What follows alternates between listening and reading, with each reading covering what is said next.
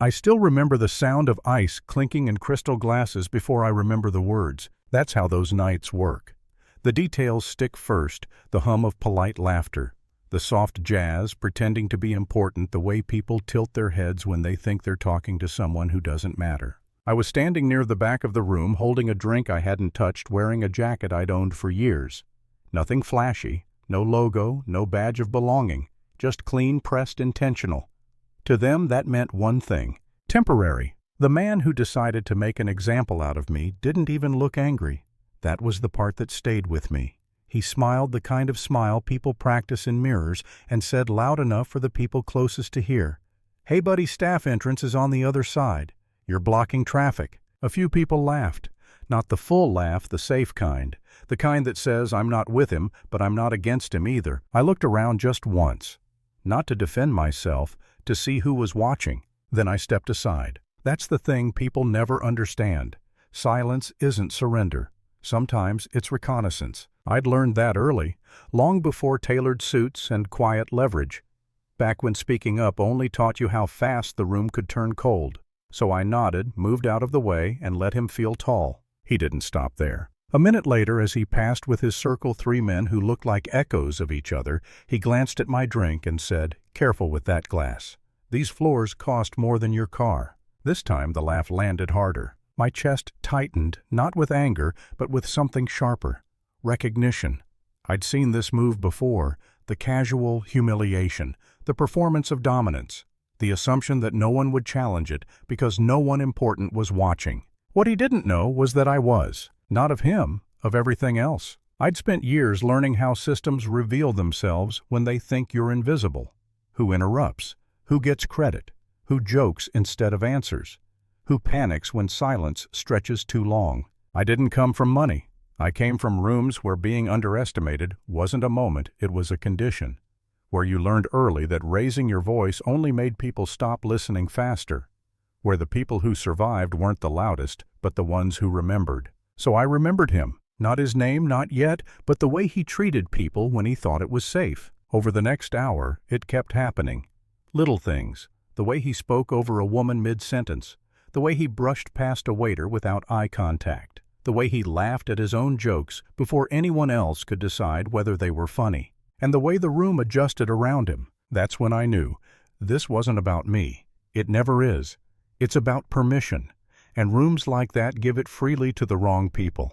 At some point, a woman I recognized from previous meetings caught my eye. She didn't smile. She didn't look away. She just held my gaze for half a second longer than polite. I nodded back. That was enough. The shift didn't happen with fireworks. It never does. It happened quietly with a phone vibrating on a table across the room, with a whisper that traveled faster than sound, with shoulders stiffening and voices lowering. The man who'd made the jokes was mid-sentence when someone behind him said his name. Not loudly, carefully. He turned. I watched his expression change just slightly, the way it does when the ground moves, but you're not ready to admit it yet. That was when someone asked me politely now if I wouldn't mind stepping closer. Not moving aside, closer. The circle opened. The air changed. People suddenly noticed my jacket fit well, that my shoes were clean but worn, that I wasn't holding my drink like a guest, I was holding it like someone waiting. The man cleared his throat. "I didn't catch your name earlier," he said, smiling again, but this time the smile was working overtime. I gave it to him. Just my name, nothing else. He nodded too quickly. Said it back once as if testing how it felt in his mouth. Someone else filled the silence, someone higher up the ladder, someone who didn't laugh. "Oh," they said, "you're the one." That's the moment people imagine you feel victorious. Like you should grin or straighten your posture or finally explain yourself. I didn't, because when the truth arrives, you don't need to decorate it. The conversation shifted. Topics changed. Words like alignment and structure started floating around heavy and deliberate. The man who'd joked about my car stopped speaking altogether. At one point he tried to recover, put a hand on my shoulder. A friendly gesture that came a little too late. "Didn't realize," he said quietly. "No offense meant." I looked at his hand, then at his face. "I know," I said. And I meant it. That's what unsettled him most, because offense requires intention.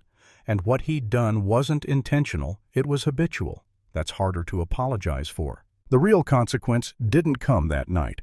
It came days later in meetings he wasn't invited to, in calls that didn't include his name, in decisions made without his input. I didn't push for it. I didn't have to. Systems correct themselves when the right information reaches the right place. The woman who'd met my gaze that night, she was suddenly being heard.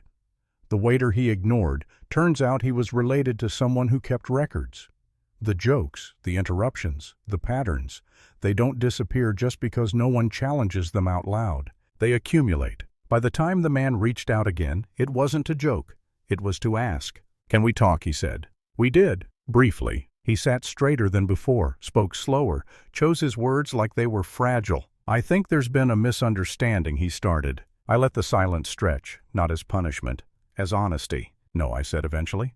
"I think there wasn't." That was the end of it. I didn't celebrate. I didn't tell the story right away.